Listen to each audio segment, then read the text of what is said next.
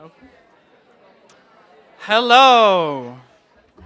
Okay. Good afternoon, everybody. My name is Hugo Quesada, and I have the privilege and honor to serve you as your National HOSA President. So I would like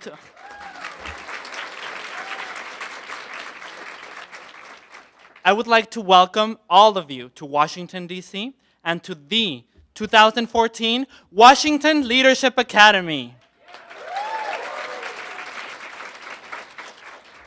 Are any of you excited? I mean, I didn't hear it. Well, I'm excited as well. We have the privilege and honor to be in this city. At every corner, you'll see a monument, a landmark. But why are they here? Because these people, whether it was our veterans, our presidents, they showed courageous leadership. We see Washington, we see Vietnam Memorial, we see Lincoln. All these people we commemorate as courageous leaders. What we want you to do at the end of this conference is for you to be recognized as a courageous leader. Bring that out in yourself. The lessons and skills that you will learn here will make you not only an average leader or a good leader, but an excellent leader that takes what you learned here and doesn't keep it constrained to these walls, but you'll take it to your state. You'll take it to your state association, your members, your fall leadership conference, and everywhere you go on your path to become a future health professional. We may not get our own monument, you and I wish. I mean, a bronze statue would be nice, but it won't happen probably. So what I tell you is that it's not about getting that monument or statue. It's about how you make others feel. That's what leadership will be all about. That's what we will be focusing this week. This time will be long, and it'll be testing. You'll want to go to sleep. Your head will tilt at times. But remember, somebody paid for you to come here. You fundraised, maybe. And it's a great opportunity for you to learn and to network with states and people you probably would have never met if your involvement with HOSA had not existed. I can tell you, from my personal WLA experience, that the first time I came to DC, I was mesmerized, meeting people from all over the country that you will keep in touch for a long time. They will be your network and your contacts. The first time that I came to DC, I decided to go to the mall, and the National Mall, not the shopping mall, and look at the monuments and the landmarks, and I was mesmerized, and I was inspired by everything I saw. I got lost in the metro, going in and out between the museums, so much that I lost track of time, and I ended up missing my airplane back home. I stayed at the airport that night. While it was worth it, I don't recommend it for you to do this at this conference. So before we begin, I would like to introduce your National Executive Council, and if they'll join me up here.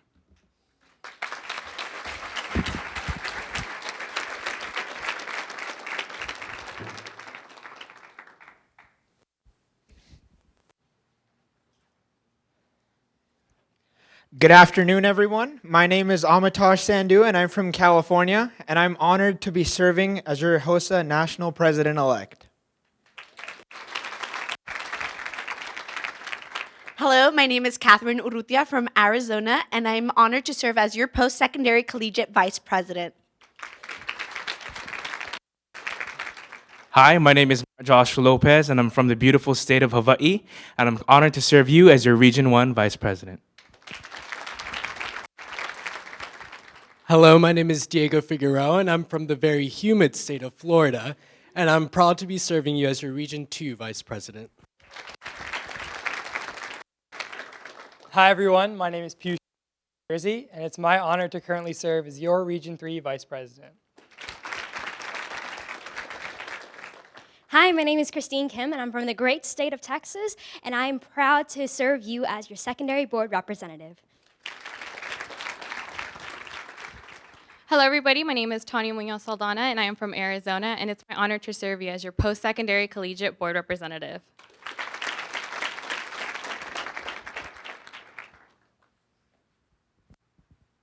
Come on, let's give them another round of applause.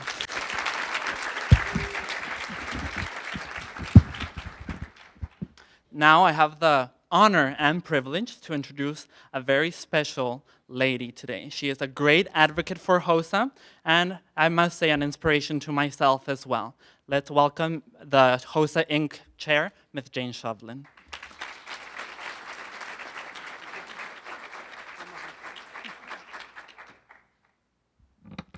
Thank you very much, Hugo. I am honored and thrilled to be here today to see all of these future health professionals and courageous leaders. On behalf of the board of HOSA Inc., I bring greetings, and just to let you know that we appreciate all that you do both at the local, state, and here in Washington, D.C. Your theme this year is to lead, and our theme here at this conference is to lead with courage. And for each of you to take that step that you took at your state level or local level to run for office took courage, because you're not always guaranteed that you're going to get what you want. So you have already shown courage as a leader at your local and your state level. And we want you to take what your team has put together for you here in Washington, D.C., and to take that next step to become the most courageous leader and to lead with courage. Thank you very much for coming. We appreciate all that you have done and your advisors and teachers and parents have done to support you to get here. I look forward to seeing you all as you do your civic investigation in Washington, D.C., which is actually one of the benefits of HOSA, is to be a good civic leader. So go forth and lead with courage, and I look forward to seeing and hearing what you have to say. Thank you very much for coming, and thank you, Hugo, for the opportunity to speak. Thank you.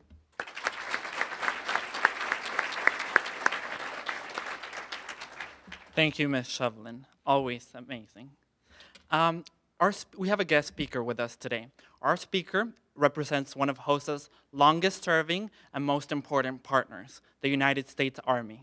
At the National Leadership Conference, they bring the most exciting and entertaining exhibits, in my opinion.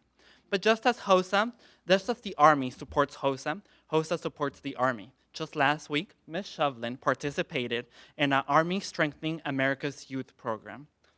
Our speaker joined the Army after graduating from college in 2006 with a Bachelor of Science in Nursing.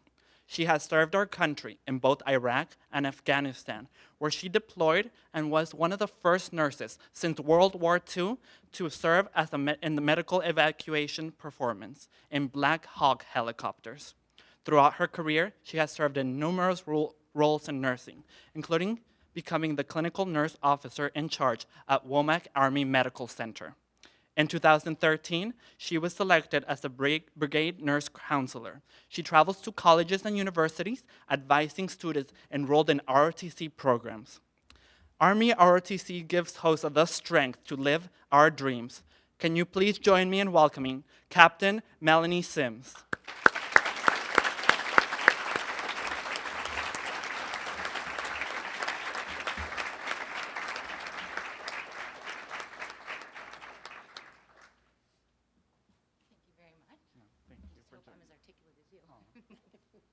Good afternoon. How's everybody doing?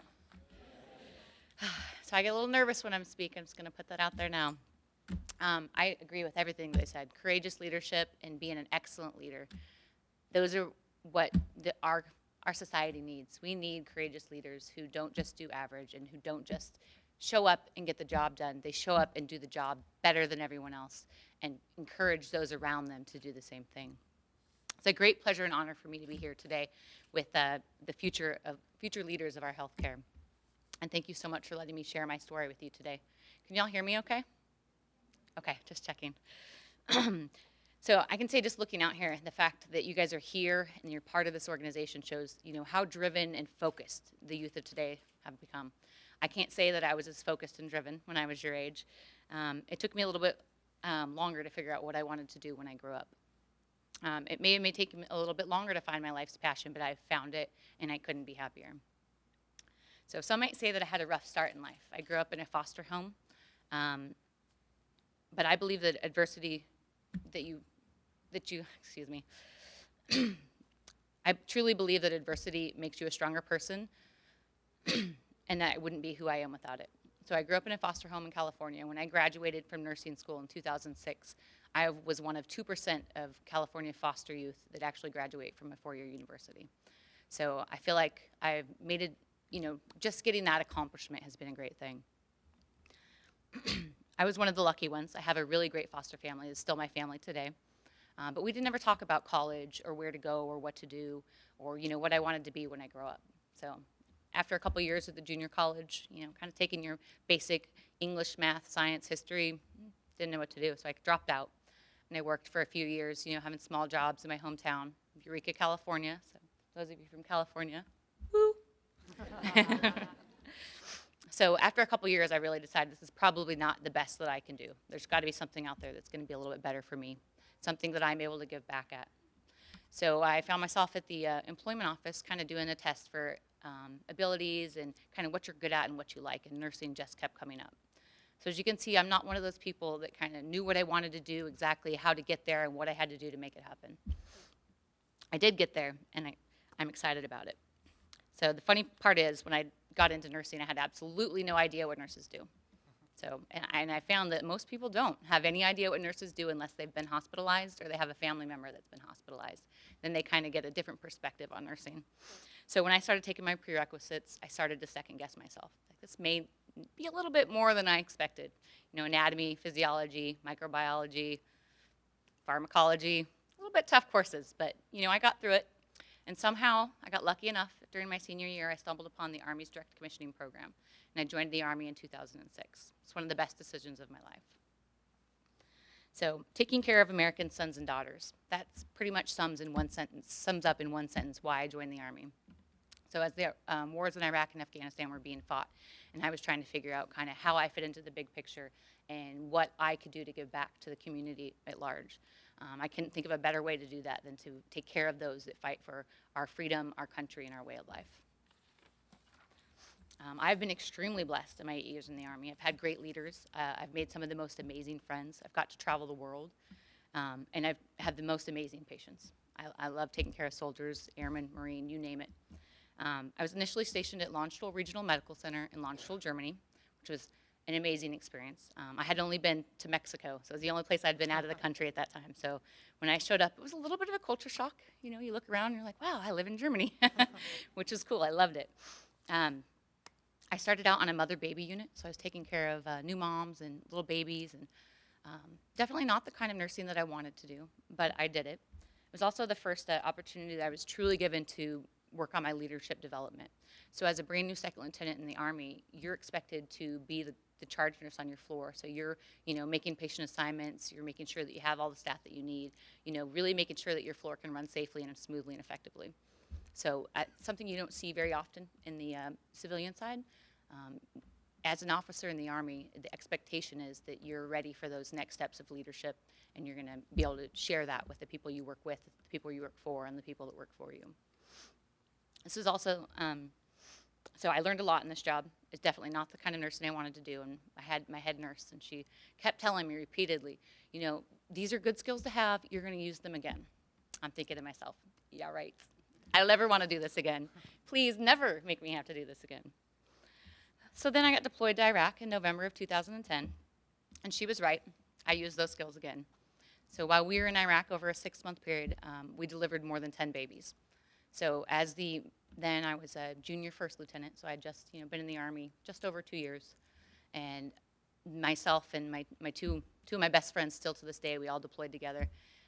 We're the only ones that had experience taking care of babies and new moms.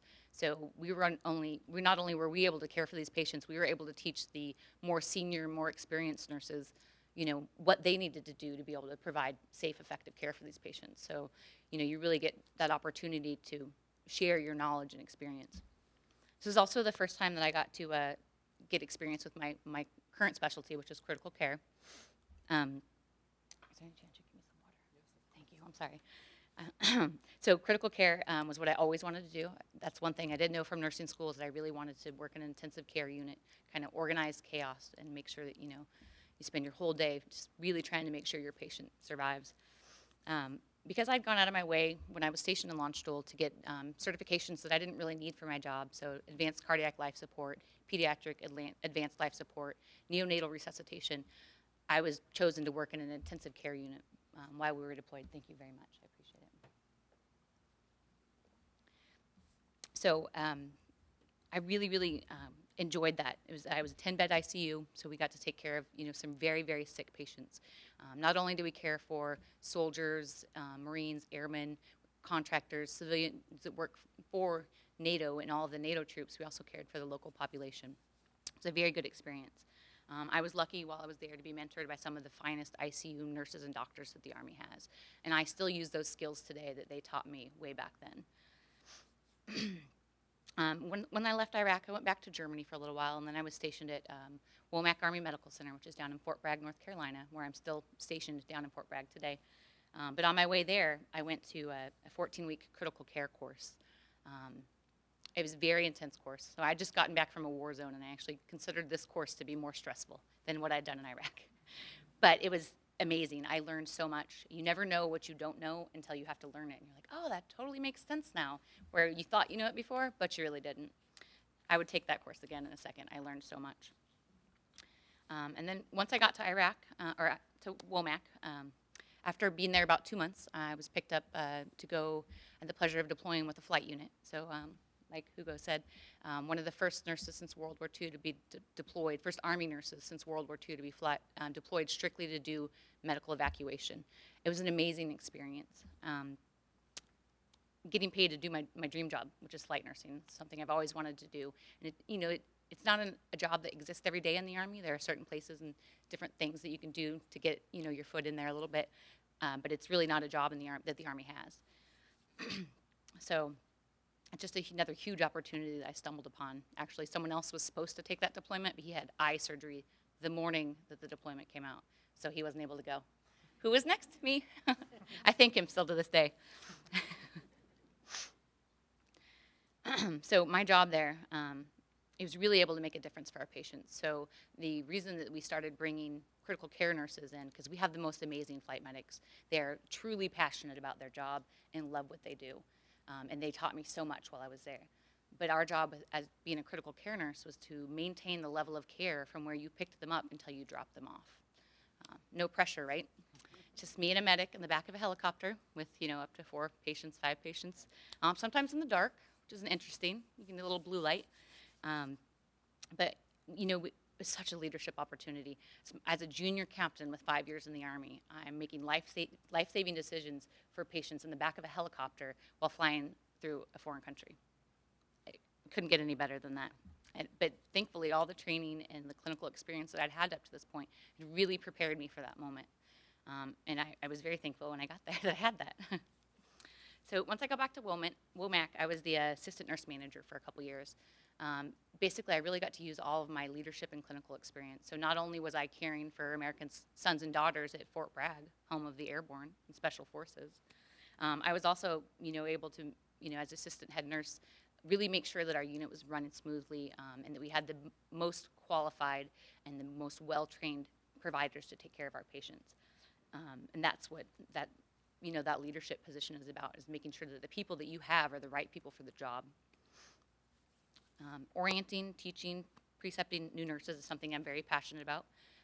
New nurses in the Army now have the 6-month preceptorship program where they go to 6 months to a year, where they really have, always have a resource person, a very good orientation program. So, working in the ICU, I was able to meet a lot of those new nurses. And that's truly paid dividends into this new job I'm in. So as a brigade nurse counselor, I get out there and I touch the lives of at least 120 nursing prospects that want to come in the Army and they want to be an officer in the Nurse Corps. And I help them kind of to focus on what they need to do to complete our OTC and complete nursing requirements, which can be, pretty strenuous. So in this job, I travel at least twice a year, if not more, to all of the schools with reserve officer training programs, which is ROTC, and nursing programs. And I work with the nursing cadets in Delaware, Maryland, DC, Virginia, West Virginia. And our brigade covers North and South Carolina as well, but my counterpart actually works down there. So all the time, mentoring, coaching, leading the future of the Nurse Corps. I get to be the first mentor that they have as a nurse. How cool is that, right? Share my experience and what I've been through and kind of help them to make decisions of the different, courses of action that they can take when they come in the Army. So it's also given me the opportunity to be here with you all today. I think it's a huge responsibility to not only build the future of Nurse Corps, but we really need to take care of the people that are coming into healthcare and focus kind of where you're going and what you're doing, especially someone who's so focused to be a part of this organization and really truly knows what they want to do. I'm just thankful that coming into this job, I've had the clinical and leadership experiences to be able to provide that with you all and share my story here today. One of the other things I'm very thankful about in the Army is the educational opportunities that have been afforded to me. From the critical care course I talked about earlier to the captain's career course, which is a 2-month-long kind of leadership-focused mid-level, so it's captains. And then, if we go into majors, there's a whole nother school. So we each have a school as we go along to progress us as leaders in the Army. The Army has supported me all the way. You really get these opportunities to go do different trainings and things. So with the fast-paced changes in healthcare, there's jobs, that were barely even around when I graduated nursing school, but they're now becoming the norm. I recently found out what my next job is going to be.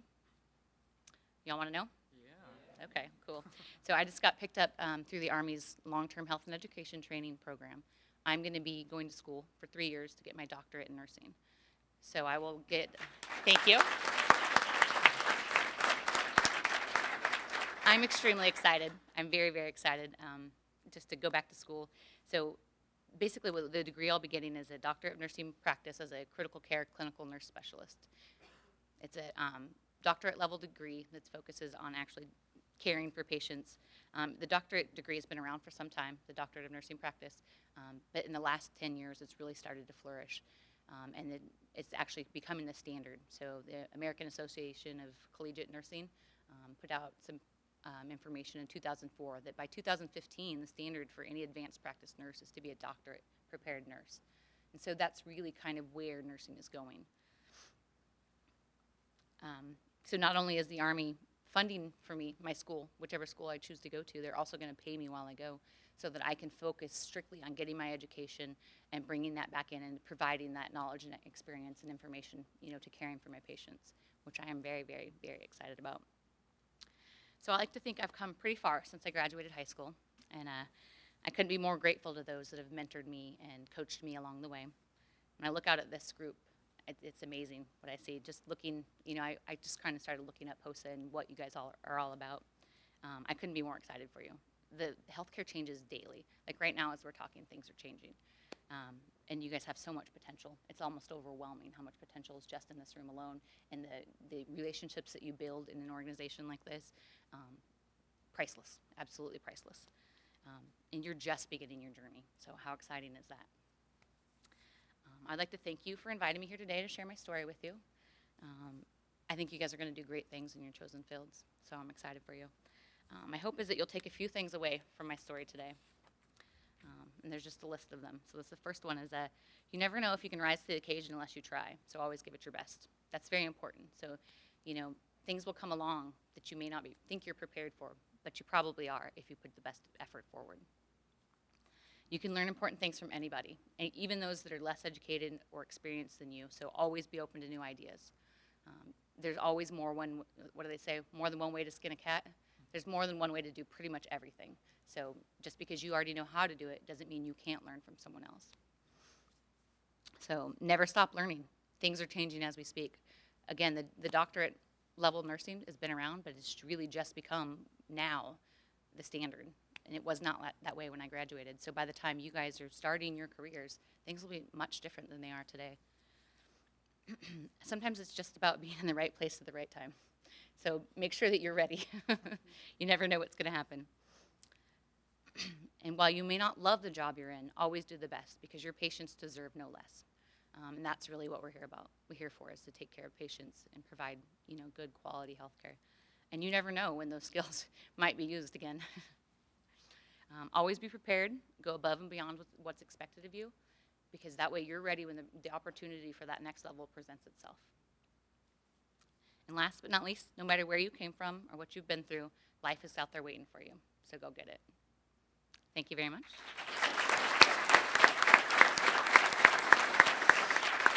Any questions? Thank you very much.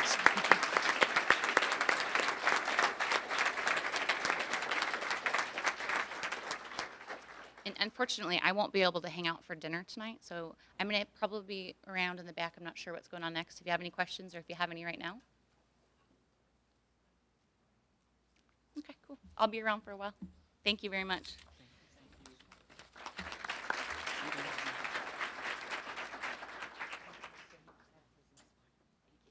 Well, I hope we can all take lessons from Captain Sims. I hope she inspired some of you to hopefully one day take care of American sons and daughters. But now, let's give her another round of applause, please.